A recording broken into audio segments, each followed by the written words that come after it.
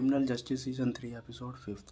अवंतिका को मुकुल का ditto phone मिल जाता है जिस पर मुकुल ने गुस्से में आकर ज़ारा वाली बात रिकॉर्ड की थी। इसके बारे में अवंतिका ने मुकुल से बात की।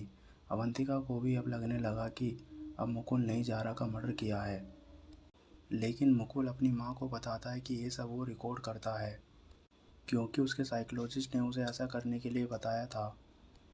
दरअसल साइकोलॉजिस्ट ने मुकुल को ये बताया था जब भी वो अपने गुस्से को काबू नहीं कर पाएगा तब वो अपनी बातें डिट्टो फ़ोन में रिकॉर्ड करेगा। उससे उसका गुस्सा कंट्रोल में आ जाएगा। यह सब सुनकर भी अवंतिका ने मुकुल की बातों पर भरोसा नहीं किया।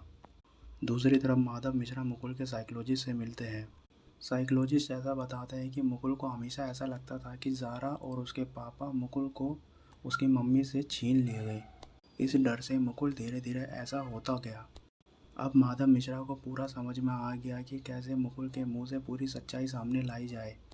वो सीधा मुकुल से मिलता है और मुकुल को प्रेशर देने लगता है। माधव मिश्रा साइकोलॉजिस्ट की ही बातें दोहराता है। मुकुल को बताने लगता है कि इन सब कारण की वजह से मुकुल ने ज़ारा का मर्डर किया है। यह आरोप लगातार लगाने से मुकुल बहुत ज़्यादा गुस्सा हो जाता है और उस रात को असल में क्या हुआ था यह बताने लगता है।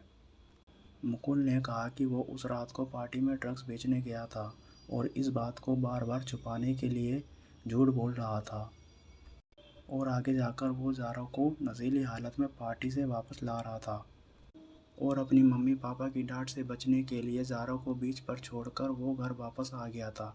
दूसरी तरफ पुलिस जेवियर को अरेस्ट करती है। जेवियर वही बंदा था जिसने मुकुल को ड्रग्स बेची थी, लेकिन जेवियर ने पुलिस को बताया उसने मुकुल को लोग ड्रग्स बेचा था, लेकिन पुलिस को मुकुल के कमरे से लोग ड्रग्स नहीं मिलता है। अवंतिका ने फीस के तौर पर जो चेक माधव मिश्रा को दिया था वो बाउंस हो जाता है। इस बात से माधव मिश्रा परेशान हो जाता है, लेकिन उनकी वाइफ ने इस केस को लड़ने के लिए हौसला दिया। अगले कुछ दिनों के अंदर हाई कोर्ट में इस केस की कार्रवाई शुरू हो जाती है।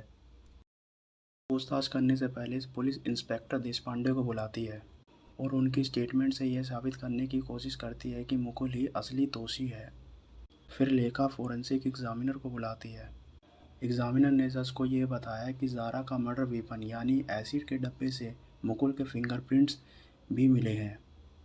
लेखा इस बात पर जोर देती है और मुकुल को फिर से दोषी साबित करने की कोशिश करती है। माधव मिश्रा एग्जामिनर को अब एक सवाल करते हैं। वो उनसे पूछते हैं कि उस डब्बे से एग्जामिनर को कितने फिंगरप्रिंट्स मिले थे। एग्जामिनर बताता है कि मुकुल के अलावा भी उस डिब्बे में बहुत सारे और फिंगरप्रिंट्स मिले थे। माधव मिश्रा फिर उनसे पूछने लगा कि क्या उन्होंने उन सब फिंगरप्रिंट्स को आइडेंटिफाई किया था, लेकिन इस बात पर एग्जामिनर ने सीधा बोल दिया कि इस बात की उनके पास कोई इन्फॉर्मेशन नहीं है।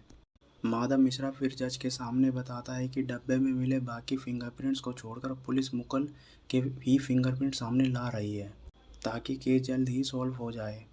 क्योंकि मीडिया का प्रेशर पुलिस के ऊपर है, अब लेखा मुकुल को वायलेंट साबित करने के लिए मुकुल के एक दोस्त को बुलाती है।